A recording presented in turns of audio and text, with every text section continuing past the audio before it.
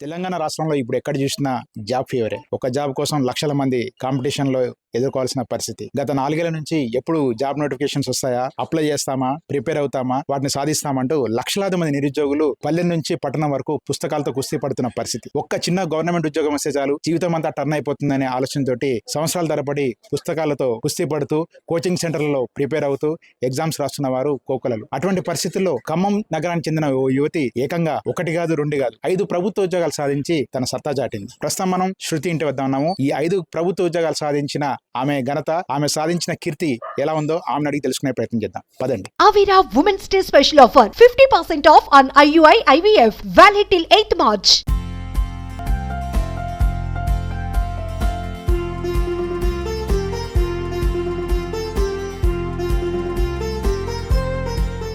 ఐదు ప్రభుత్వ ఉద్యోగాలు సాధించిన కె శృతి ఇంటి వద్ద ఉన్నాం. ఒక సామాన్య కుటుంబంలో పుట్టి ఏకంగా 5 ప్రభుత్వ ఉద్యోగాలు సాధించి సామాన్య జీవనం గడుపుతున్న ఈ కుటుంబాన్ని చూస్తే ప్రతి ఒక్కరూ ఇన్స్పైర్ కాక తప్పదు. ప్రస్తుతం మనతో శృతి, ఆమె కుటుంబ సభ్యులు ఉన్నారు. ఈ 5 ఉద్యోగాలు ఎలాంటి ఉద్యోగాలు, ఎలా సాధించింది, ఆమె మాటలను తెలుసుకుందాం. అమ్మ శృతి, ముందుగా మీకు సుమన్ టీవీ తరపున కంగ్రాచులేషన్స్ అమ్మ. జనరల్గా ఎవరైనా ఒక గవర్నమెంట్ ఉద్యోగం వస్తే చాలా అనుకుంటారు. దానికోసం సంవత్సరాల తరబడి పుస్తకాలతో కుస్తీ పడతారు, కోచింగ్ సెంటర్లకు వెళ్తూ ఉంటారు. మనం చూస్తూ ఉంటాం, హైదరాబాద్లో పోతే దిల్షుక్ నగర్ మొత్తం కోచింగ్ సెంటర్లే ఉంటాయి. అన్ని కుటుంబాలన్నీ వదిలిపెట్టి ఇప్పుడు 2-3 సంవత్సరాల నుంచి కూడా అందరూ అక్కడే కోచింగ్ తీసుకొని రాశారు. చాలామంది నీలా క్వాలిఫై అయ్యారు, చాలామంది డిసప్పాయింట్ అయిన పరిస్థితి ఉంది. అసలు ఏంటి, నువ్వు ఏం చదువుకున్నావు, అసలు ఏ ఎగ్జామ్స్ ప్రిపేర్ అయ్యావు? నేను నా స్కూలింగ్ అంతా గురుకుల పాఠశాలలోనే జరిగిందండి, 6th to 10th. తర్వాత ఇంటర్ కూడా Gurukula Khammam intermediate doctor BR Ambedkar intermediate junior కాలేజ్లో జరిగింది. తర్వాత నా గ్రాడ్యుయేషన్ వచ్చేసి ఫార్మసీ ఖమ్మంలోనే ప్రైవేట్ కాలేజ్లో జరిగింది. తర్వాత నాకు మా ఇంట్లో పరిస్థితులు, మా నాన్న చాలా చదువుకోవాలనుకున్నారు, కానీ ఇంటి బాధ్యతల వల్ల తను చేయలేకపోయిన జాబు నేను చేయాలని మా నాన్నకి బలంగా ఉండే కోరిక. నా నా నాకు కూడా గవర్నమెంట్ ఫీల్డ్, సొసైటీకి పనిచేయాలని నాకు కూడా ఎప్పటి నుంచో ఉంది. ఇదే విషయం మా నాన్నగారికి చెప్తే, ఓకే అమ్మా నేను సపోర్ట్ చేస్తానని చెప్పి నాకు ఇప్పటివరకు ఇన్ని అంటే ఇంత ఏజ్ వచ్చినా కూడా పెళ్ళి ప్రస్తావన రాకుండా నాకు చాలా సపోర్ట్ చేశారు మా నాన్న. ఫినాన్షియల్గా సపోర్ట్ చేసినా కూడా గైడెన్స్ పరంగా మా అన్నయ్య నాకు చాలా సపోర్ట్ ఇచ్చారు. ఏ బుక్స్ చదవాలి, ఎలాంటి కోచింగ్ తీసుకోవాలి, ఎక్కడ తీసుకోవాలి అనేది చెప్పడం జరిగింది. నేను 2017లో కోచింగ్ తీసుకున్నా. తర్వాత ఉస్మానియాలో పీజీ చేయడం జరిగింది. ఎంఏ సోషియాలజీ చేశాను నేను. ఆ తర్వాత క్యాంపస్లోనే ఎంఎల్ఐసి కూడా చేశాను, డబుల్ పీజీ చేశాను. పీజీ చేసుకుంటూనే నేను ప్రిపేర్ అవ్వడం జరిగింది. మెయిన్గా నేను తెలుగు అకాడమీ ఇట్లాంటి బుక్సే ఫాలో అయ్యేదాన్ని. నాకు నేను సొంతంగా నోట్స్ ప్రిపేర్ చేసుకునేదాన్ని, బయట ఆథర్స్ని కాకుండా నాకు నేనే సెల్ఫ్ నోట్స్ ప్రిపేర్ చేసుకునేదాన్ని.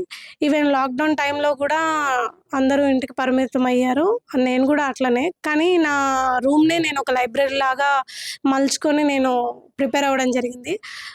ఆఫ్టర్ లాక్డౌన్ నోటిఫికేషన్స్ వస్తే అందరు చాలా టెన్షన్ పడ్డారు, బట్ నేను మాత్రం చాలా తేలిగ్గా తీసుకున్న ఎగ్జామ్స్. ఇప్పుడు వచ్చిన ఒక్క ఎగ్జామ్లో కూడా నేను వెనక్కి తిరిగి చూసుకోలేదు, చాలా బాగా అటెంప్ట్ చేశాను. రిజల్ట్స్ కూడా అలాగే ఉన్నాయి. ఏమేమి ఎగ్జామ్స్ అప్లై చేసావు, ఏమేమి ఎగ్జామ్లో క్వాలిఫై అయ్యావు? నేను ఎక్సైజ్ కానిస్టేబుల్ సెలెక్ట్ అయ్యాను, గురుకులాలో స్కూల్ లైబ్రేరియన్ సెలెక్ట్ అయ్యాను, డిగ్రీ లెక్చరర్ సెలెక్ట్ అయ్యాను. తర్వాత ఉమెన్ అండ్ చైల్డ్ డిపార్ట్మెంట్లో ఎక్స్టెన్షన్ ఆఫీసర్ వచ్చింది. ఇక్కడికి 4 అయినాయి. ఇప్పుడే రీసెంట్గా ఇంతకుముందే రిజల్ట్స్ వచ్చినాయి. టీఎస్పీఎస్సీ జేఎల్ లైబ్రేరియన్ కూడా సెలెక్ట్ అయ్యాను. ఇంకా ఇంకా చాలా రాశాను, గ్రూప్ 4 రాశాను, తర్వాత టీఎస్పీఎస్సీ పాలిటెక్నిక్ ఎగ్జామ్ రాశాను. ఇక రాయబోయే ఎగ్జామ్స్ గ్రూప్ 2, గ్రూప్ 3, గ్రూప్ 1. అంతిమ లక్ష్యం అయితే నాది సివిల్స్ అండి. నేను మా నాన్న కోరిక, నేను అది ఖచ్చితంగా నెరవేరుస్తాను నేను. అయితే నువ్వు ఇప్పుడు 5 ఉద్యోగాలతో సరిపెట్టుకునే పరిస్థితి లేదు, ఇంకా 5 ఎగ్జామ్స్, ఇంకా 5 ఉద్యోగాలకు ప్రిపేర్ అవుతున్నావు, ఇంకా రిజల్ట్ రావాల్సింది. నీ ఫైనల్గా ఐఏఎస్ కావాలనుకుంటున్నావు. సూపర్ అమ్మా, నువ్వు తప్పకుండా నువ్వు అనుకున్న లక్ష్యాన్ని సాధించాలి. అయితే ఒక ఉద్యోగం రావడానికి చాలా బాధలు పడుతున్నారు, హైలీ టెన్షన్ పడుతున్నారు. నువ్వే చెప్పావు, అందరూ లాక్డౌన్ తర్వాత నోటిఫికేషన్ వస్తే టెన్షన్ పడ్డారు, నేను చాలా కూల్గా తీసుకున్నాను. అసలు ఏంటి నీ రహస్యం ఏంటి, ఈ సాధించడం వెనుకున్న నీ కృషి ఏంటి? నేను ఒక సబ్జెక్ట్కి ఎక్కువ బుక్స్ కాకుండా సబ్జెక్ట్కి ఒక్క బుక్నే ఫాలో అయ్యేదాన్ని, ఎక్కువ టైమ్స్ రివిజన్ చేసేదాన్ని, నా నోట్స్ నేనే ప్రిపేర్ చేసుకునేదాన్ని. కరెంట్ అఫైర్స్ వచ్చేసి డైలీ న్యూస్ పేపర్ ఫాలో అయ్యేదాన్ని. ఎక్కువ మాక్ టెస్టులు రాయటం, ఎప్పుడు కరెంట్ రిలేటెడ్ అప్డేట్ ఉండడం. ఇలా నేను ఎప్పటికప్పుడు అప్డేట్ అవ్వుకుంటూ, ఎగ్జామ్స్ రాసుకుంటూ, ఇలా నేను సెల్ఫ్ నోట్స్ ప్రిపేర్ చేసుకొని ఊరికే రివిజన్ చేయడం, బోర్ కొట్టిన రివిజన్ చేసేదాన్ని. అట్లా ఆ విధంగా చేస్తూ సబ్జెక్ట్‌లో నాకు చాలా నాలెడ్జ్ అనేది రావడం జరిగింది. అందుకే ఏ ఎగ్జామ్ అయినా కూడా చాలా తేలిగ్గా రాయగలుగుతున్నానండి. ఓకే. ఇప్పుడు 5 ఎగ్జామ్స్‌లో సక్సెస్ అయ్యావు. 5 జాబులొచ్చాయి. ఏంటి ప్రెజెంట్ నీ మెంటల్ స్టేటస్ ఏంటసలు? అది చాలా సంతోషంగా ఉంది. అంటే నేను ఇంత ఓవర్ కాన్ఫిడెంట్‌గా చెప్పట్లేదు. కానీ నాకు ఇంతకుముందు 2018 నోటిఫికేషన్స్‌లో జస్ట్ 1 ఆర్ 2 మార్క్స్ తోటి పోయింది ఎగ్జామ్స్ అన్నీ. బట్ ఎందుకు నాకు ఇట్లా పోతున్నాయి అని చెప్పి నాకు నేనే సెల్ఫ్ అసెస్మెంట్ వేసుకొని ఎక్కడ తగ్గినా అని చెప్పి ఆ సబ్జెక్ట్స్‌లో ఎక్కువ రావడం అంటే ప్రావీణ్యం తెచ్చుకున్నాను నేను. అట్లా ప్రతి సబ్జెక్ట్‌లో నేను ఇంప్రూవ్ అయ్యి నాకు నేనే ఛాలెంజింగ్‌గా తీసుకున్నాను. ఒక్క జాబ్ ఇది రాలేదని బాధపడడం కాకుండా నాకే మల్టిపుల్ జాబ్స్ నేనే వదులుకునేలాగా ఉండాలని నేను అనుకున్నాను. ఎగ్జాక్ట్‌లీ ఇప్పుడు అదే జరిగింది. సూపర్ అమ్మా. నువ్వు మల్టిపుల్ జాబ్ టార్గెట్‌తో పోతున్నావు. అది సక్సెస్ అవుతావు కూడా. అయితే ఒక్క జాబ్ వస్తే చాలనుకునే వాళ్ళు ఉన్నారు. వాళ్ళకేం చెప్తావు? నువ్వు ఇచ్చే సలహా ఏంటి? నేనేం చెప్తానంటే హార్డ్ వర్క్ నెవర్ ఫెయిల్స్ అండి. కా అంటే ఒకటి రాలేదని చెప్పి డిప్రెషన్‌లోకి పోకుండా నేను ఆ స్టేజ్ నుంచి వచ్చిందాన్నే. 2018 నోటిఫికేషన్స్ అన్నీ నాకు అట్లా మిస్ అయినాయి. అప్పుడు ఏదో ఒకటి చిన్న జాబ్ వచ్చుంటే ఇప్పుడు నేను ఇట్లా ఉండేదాన్ని కాదు. ఇట్లా వచ్చి ఇంటర్వ్యూ తీసుకునేవాళ్ళు కాదు. కాబట్టి ఒక చిన్న రాలేదని చెప్పి ఒక జాబ్ రాలేదని డిసప్పాయింట్ అవ్వకుండా ఎక్కడ ఫెయిల్ అవుతున్నారో చూసుకొని దానికి తగ్గట్టు ప్రిపేర్ అయితే మాత్రం రిజల్ట్స్ అనేవి ఇట్లానే వస్తాయని నేను చెప్తా. ప్రస్తుతం 5 ప్రభుత్వ ఉద్యోగాలు సాధించిన కె. శృతి తల్లిదండ్రులు మనతో ఉన్నారు. వీరెవరు కూడా ప్రభుత్వ ఉద్యోగులు కాదు. అట్లనే బాగా చదువుకున్న వారు కూడా కాదు. శృతి తండ్రి పెయింటర్‌గా జీవనం సాగిస్తూ ఉంటాడు. తల్లి అవుట్‌సోర్సింగ్ కుక్‌గా పోలీస్ డిపార్ట్మెంట్‌లో పనిచేస్తూ ఉంది. వీళ్ళిద్దరూ పెద్దగా చదువుకోకపోయినా తమ ఇద్దరు బిడ్డలు బాగా చదువుకోవాలి, ఉన్నత స్థాయిలో రాణించాలని ఒక లక్ష్యం నిర్ణయించుకున్నారు. ఆ లక్ష్యానికి అనుగుణంగా పిల్లల్ని చదివించారు. చదువుకున్న పిల్లలు తల్లిదండ్రుల కోరిక మేరకు ఉన్నత స్థాయిలో రాణించేందుకు చేస్తున్న కృషి ఇప్పుడు ఫలితంగా 5 ఉద్యోగాల ద్వారా కనిపిస్తూ ఉంది. శృతి ఈ 5 ప్రభుత్వ ఉద్యోగాలు సాధించడంలో కీలకంగా వివరించిన ఆమె తల్లిదండ్రులు మనతో ఉన్నారు. వారితో మాట్లాడే ప్రయత్నం చేద్దాం. అన్న, ముందు మీకు చాలా గ్రేట్. ఎందుకంటే బాగా చదువుకున్న వాళ్ళ పిల్లలు బాగా చదువుకుంటారని చెప్పి ఒక టాక్ ఉంటుంది. ఎందుకంటే వాళ్ళు ఇంటికి వస్తే బాగా చదివిస్తారు, వాళ్ళ బిడ్డ కేర్ తీసుకుంటారు, రెగ్యులర్ ఫాలో అప్ ఉంటుంది, పెద్ద పెద్ద స్కూల్స్లో చదివిస్తారు అనేది జనరల్గా మనం చూస్తూ ఉంటాం. అట్లాంటిది మిమ్మల్ని చూస్తుంటే చాలా సింపుల్గా అనిపిస్తూ ఉన్నారు. రెక్కాడితే డొక్కాడని ఒక పేద కుటుంబం మీది. నువ్వేం పని చేస్తావు అన్న? నేను పెయింటింగ్ వర్క్ చేస్తా అండి. ఓకే. పెయింటింగ్ వర్క్ చేస్తా. పిల్లల్ని హాస్టల్లోనే పెట్టిన, పోషించలేని పొజిషన్లో కూడా హాస్టల్లో పెట్టాను. హాస్టల్లో పెడితే కొంత ఖర్చు తగ్గుద్ది అని చెప్పేసి వాళ్ళని హాస్టల్లో పెట్టి, ఇద్దరిని కూడా హాస్టల్లోనే పెట్టి చదివించాను. మంచిగా చదువుకున్నారు. 6వ తరగతి నుంచి ఇంటర్ వరకు గురుకుల పాఠశాలని చదువుకున్నారు. ఆ తర్వాత నేను కొంచెం ఖర్చు పెట్టుకొని ప్రైవేట్గా వేరే కాలేజీలో మ్యాథ్స్ కాలేజ్ అని మామూలుగా అది డిగ్రీ వరకు అక్కడ చేయించాం. ఆ నుంచి వెళ్ళి మేము హైదరాబాద్ పంపించాం. అంత ముందు వరకు మాకు హైదరాబాద్ కూడా తేలవదు. తొలుత పిల్లల్ని తీసుకొని పోయి అక్కడ ఒక 17,000తోని ఆర్సిరెడ్డి కాలేజీలో ఒక కోచింగ్ కోసం చదివించడం జరిగింది. ఆ తర్వాత అలా కోచింగ్ అయిన తర్వాత ఎగ్జామ్స్ రాస్తే సీట్లు వచ్చినాయి. ఉస్మానియా యూనివర్సిటీలో లెక్చరర్ కాదు, మన పీజీ చదువుకోవడానికి ఒక అవకాశం దొరికింది. ఆడ నుంచి వెళ్ళి అట్నే లైబ్రరీ సైన్స్ అనేవి అని ఆమెకు తెలిసినగా ఇక మన అవసరం లేకుండా వాళ్ళే చదువుకునేంత లెక్కలు వచ్చాను. వాళ్ళే డిగ్రీలు పీజీలు కొన్ని చేసుకొని ఉద్యోగాలకు రెడీ అయ్యారు. ఫస్ట్లో కొంత 2018లో కొంత నిరాశ ఎదురైంది. రాసిన వాటిల్లో 1-2 మార్కులతోని పోవడం జరిగింది. ఆ తర్వాత కొంచెం గట్టి పట్టుబట్టి చదువుకోవడం జరిగింది. దాంట్లో ఉత్తీర్ణత సాధించింది. ఇప్పుడు 2024లో ఉద్యోగాలు రాసినవన్నీ కూడా దాదాపుగా మ్యాక్సిమం అన్ని వచ్చేసినాయి. ఒకటి తప్ప ఇంకా వచ్చేవి కూడా ఉన్నాయి. ఆ గోలు సివిల్స్ అనేది నా టార్గెట్. నేను ఎంత ఖర్చు అయినా పెడతా, సివిల్స్ చదువుకోమని చెప్పేసి ప్రోత్సహిస్తుంటాను నేను. అదే మా మాటలతోనే ఆమె కష్టపడి చదువుకొని మా పేరు నిలబెట్టడానికి కృషి చేసింది. నువ్వేం చదువుకున్నావు? నేను 10th inter discontinue, ITI polytechnic చేశాను. పాలిటెక్నిక్ కాదులేండి కానీ ఐటీఐ చేశాను. నువ్వు కాలేని ఐఏఎస్ ఐపీఎస్ ఉద్యోగం నీ బిడ్డ కాలం. నేను కూడా పోలీస్ కానిస్టేబుల్కి సెలెక్ట్ అయ్యాను కానీ అప్పుడు ఉన్న టైంలో అది అంత కరెక్ట్గా జరగక కొంత మధ్యవర్తుల ద్వారా అది పక్కకు పోయింది నా పోస్టు. నేను కూడా ఎస్సీ క్యాండిడేట్స్లో 64వ ర్యాంకు ఎగ్జామ్లో రాస్తే 64 మంది రాస్తే 16వ ర్యాంకు నాకు వచ్చింది. అయినా కూడా నన్ను సూటబుల్గా తీసుకోలేకపోయారు. ఇక ఇలాంటి నేను ఇట్లా మిస్ అయ్యాను కాబట్టి నా స్థానంలో నువ్వు చేయాలమ్మా అని చెప్పేసి వాళ్ళని ప్రోత్సహించుకోండి. అదే మాదిరిగా వాళ్ళు కష్టపడారు, చదువుకున్నారు, మంచి ఉద్యోగాలు వచ్చినాయి. ఉదాహరణ తోటి ఇప్పుడు 5 ఉద్యోగాలు రావడం జరిగింది. సంతోషం. మనతో శృతి తల్లి కూడా ఉంది. అన్న చెప్తున్నాడు, ఇంటర్మీడియట్ వరకు చదువు ఆపేసిన, కానిస్టేబుల్ మిస్ అయిపోయింది, ఆ కసితోటి నా బిడ్డని చదివించాడు. నువ్వు కూడా ఎస్పీ ఆఫీస్లో అవుట్ సోర్సింగ్ కుక్ పని చేస్తున్నావు అని చెప్తున్నాడు అన్న.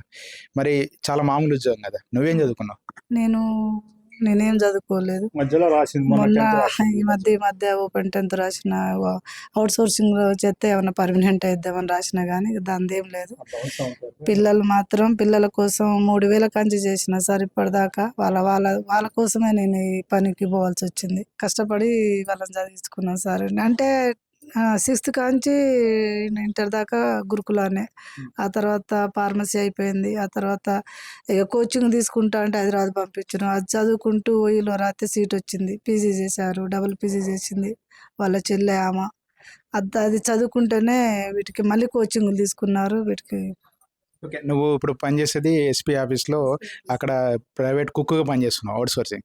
నువ్వు కానిస్టేబుల్ వాళ్ళని చూస్తూ ఉంటావు, నువ్వేం చదువుకోలేదు, నువ్వు వాళ్ళకి కానిస్టేబుల్ ట్రైనింగ్ వచ్చిన వాళ్ళకి భోజనం వండి పెడతా ఉంటావు, అదేగా నువ్వు చేసే ఉద్యోగం. అట్లాంటిది ఇప్పుడు నీ బిడ్డ 5 ఉద్యోగాలు సాధించిందని బయటికి రాగానే సిపి గారు నిన్ను పిలిచి మిమ్మల్ని అందరిని అభినందించిండే కదా. ఒక ఐపీఎస్ ఆఫీసర్ నువ్వు కలవాలంటేనే కష్టం నువ్వు చేసే ఉద్యోగానికి, సిపి అంటే యూనిట్ ఆఫీసర్.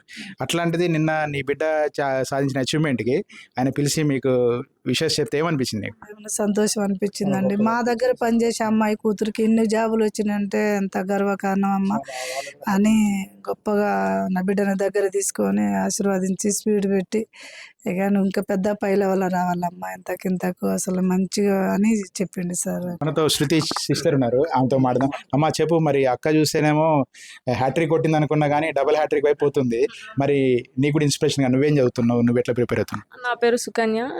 నేను బీటెక్ చేశాను. నేను కూడా గ్రూప్స్కి ప్రిపేర్ అవుతున్నాను, గ్రూప్ 1, గ్రూప్ 2. నేను గ్రూప్ 4 రాసాను కానీ నాకు అంత మెరిట్ రాలేదు. మా అక్కకి ఇట్లా అన్ని జాబ్స్ రావడం మాకు చాలా హ్యాపీగా ఉంది. ఎందుకంటే చాలా రోజుల నుంచి వెయిట్ చేస్తున్నాం మేము. ఒక 6 years నుంచి మా అక్క ప్రిపేర్ అవుతుంది. నేను పక్క నుండి చూసాను అనమాట. మా అక్కతో పాటు నేను కూడా ప్రిపేర్ అయ్యేదాన్ని, కాకపోతే నాకు రాలేదు. ఇంకా ఆమె 2016లో కోచింగ్ తీసుకుంది, 17లో 18 నుంచి ప్రిపరేషన్ స్టార్ట్ చేసింది. ఇంకా అప్పటి నుంచి ఎగ్జామ్స్ రాస్తూనే ఉండేది కానీ 1-2 మార్క్స్ తోటి పోయేది. ఇంకా తర్వాత లాక్డౌన్, అప్పట్లో బాగా చదువుకుందనమాట. లాక్డౌన్ అప్పుడు మంచిగా ప్లస్ పాయింట్ అయింది మా అక్కకి. తర్వాత ఇంకా నోటిఫికేషన్స్ వచ్చాయి ఎలక్షన్స్ తర్వాత, ఎగ్జామ్స్ రాసింది. అప్పటి నుంచి కొంచెం మంచిగా చదివి రాసిందనమాట. ఇంకా మాకైతే ఆనందంగా ఉంది బాగా ఇన్ని జాబ్స్ రావడం. మా నాన్న మమ్మల్ని బాగా కష్టపడి చదివించారు, ఎప్పుడు మోటివేట్ చేస్తుండేటోళ్ళు మమ్మల్ని. ఎవరు అనేటోళ్ళు పక్కన కంపల్సరీ అనేవాళ్ళు, పెళ్ళి ఎప్పుడు చేస్తారు. మా ఫ్రెండ్స్ కూడా అనేవాళ్ళు, మీ అక్క పెళ్ళి ఎప్పుడు, ఇట్లా అనేవాళ్ళు. ఇక ఎన్ని డిసప్పాయింట్మెంట్స్ వచ్చినా మా అమ్మ నాన్న మమ్మల్ని బాగా ఎంకరేజ్ చేసి చదివించేవాళ్ళు. అసలు మాకు కూడా ఇట్లా టీవీ ఛానల్స్ వాళ్ళు వచ్చి ఇంటర్వ్యూస్ తీసుకుంటారు అనేది ఒక కళలాగే ఉంది మాకు. ఇంకా నమ్మలేకపోతున్నా, చాలా హ్యాపీగా ఉంది. శృతి ఇంట్లో ఒక పండగ వాతావరణం కనిపిస్తూ ఉంది. ఏకంగా 5 ప్రభుత్వ ఉద్యోగాలు సాధించిన ఆమె విరామం ఎరగని యోధుడిలాగా ఆమె టార్గెట్ మాత్రం ఐఏఎస్ అంటుంది, సివిల్స్ కోసం ప్రిపేర్ అవుతున్నా అని చెప్తుంది. అయితే మనకి మధ్యలో శుభవార్త ఏంటంటే శృతి త్వరలోనే వధువు కాబోతా ఉంది. ఆమె కాబోయే భర్త తరుణ్ కూడా మనతో ఉన్నారు. అసలు ఆయన ఫీలింగ్స్ ఎలా ఉన్నాయని అడిగి. తరుణ్, ఎలా ఉంది? మీ కాబోయే భార్య 5 ఉద్యోగాలు సాధించింది. ఒక ఉద్యోగం వస్తే చాలు, గవర్నమెంట్ ఎంప్లాయీ వైఫ్ అయితే ఫుల్ ఖుషి ఉంటాం. 5 ఉద్యోగాలు వచ్చినాయి, వీటి తప్పకుండా ఐఏఎస్ అయితే అంటుంది. ఏమంటావు, నీ ఫీలింగ్ ఏంటి అసలు? నేను చాలా హ్యాపీగా ఉన్నా. ఫస్ట్ ఆఫ్ ఆల్ నేను అదే బ్యాక్గ్రౌండ్ నుంచి వచ్చా, ఇంజనీరింగ్ బ్యాక్గ్రౌండ్ నుంచి వచ్చి గవర్నమెంట్ జాబ్స్ ప్రిపేర్ అయ్యే స్టేజ్ నుంచే వచ్చా. సో ఎట్ లాస్ట్ నేను ఆ ఫీల్డ్ ఒక టైం వరకు ప్రిపరేషన్ స్టార్ట్ చేసి ఇది కాదు అని ఫినాన్షియల్ క్రైసిస్ వల్ల నేను సాఫ్ట్వేర్ జాబ్ ఈ ఫీల్డ్కి రావడం. అలాగే అందరూ ఆ బ్యాక్గ్రౌండ్ నుంచి వచ్చి ఒక జాబ్ వస్తే చాలు అనుకునే స్టేజ్ నుంచి ఇప్పుడు అరే ఏ జాబ్ చూస్ చేసుకోవాలనే స్టేజ్లో ఉన్నది తను. సో ఏంటంటే ఇంతకన్నా హ్యాపీ ఫీలింగ్ నాకు తెలిసి నా అంత లక్కీ ఫీల్ ఎవడు ఉండడు. సో నాకు చాలా హ్యాపీగా ఉంది. అండ్ మోర్ ఓవర్ తన గోల్స్ కూడా ఫర్దర్గా తను సివిల్స్ ప్రిపేర్ అవ్వాలి, సివిల్స్లో జాబ్ కొట్టాలి. సో సో మేము యాజ్ ఎ ఫ్యామిలీగా మేము ఎప్పుడు తనకి సపోర్ట్ చేస్తూనే ఉంటాం. ఇప్పుడే అని కాదు, ఎప్పటికైనా తను ఒప్పుకున్న రోజులు చదువుకుంటుంది. సో సొసైటీకి ఏదో చేయాలి అనే ఒక ఇంటెన్షన్ నాకు బాగా నచ్చింది. సో అదే విధంగా తను కూడా ప్రిపేర్ అవుతుందని నేను ఎక్స్పెక్ట్ చేస్తున్నాను. సో నా సైడ్ నుంచి తనకి బిగ్ కంగ్రాచులేషన్స్ అండి. Thank you so much. కృషి ఉంటే మనుషులు ఋషులు అవుతారు, మహాపురుషులు అవుతారు. ఇది ఒక మహానుభావుడు చెప్పిన వాక్యం. ఈ వాక్యాన్ని నిజం చేస్తూ శృతి సాధించిన విజయాలు ప్రతి ఒక్కరిని అబ్బురపరచడమే కాదు, ఆలోచింపజేస్తున్నాయి. ఎందుకంటే శృతి పుట్టింది ఒక ఉన్నత కుటుంబంలో కాదు, బాగా డబ్బున్న ఫ్యామిలీ కాదు, అట్లనే ఆమె ఉండేది గేటెడ్ కమ్యూనిటీలో కూడా కాదు. సాధారణంగా గేటెడ్ కమ్యూనిటీలో ఉండాలి, కార్పొరేట్ స్కూల్లో చదువుకోవాలి, అప్పుడే గొప్ప ఉద్యోగాలు సాధిస్తామని ఒక విష ప్రచారం ఉంది. దీని అంతా విరుగుడుగా ఈ అమ్మాయి స్లమ్ ఏరియాలో ఉంటూ ఒక స్లమ్ డాగ్ ఎడ్యుకేషనల్ మిలియనీర్గా మారింది. ఏకంగా 5 ఉద్యోగాలు సాధించిన తన ఉద్యోగ దాహార్తి ఇంకా తీరలేదు. తన అంతిమ లక్ష్యం మాత్రం సివిల్సే అంటూ కాన్ఫిడెన్స్గా చెప్తున్న శృతి అనుకున్న లక్ష్యాన్ని సాధించి ఆమె సివిల్స్లో కూడా టాపర్గా నిలవాలని సుమన్ టీవీ కోరుతా ఉంది.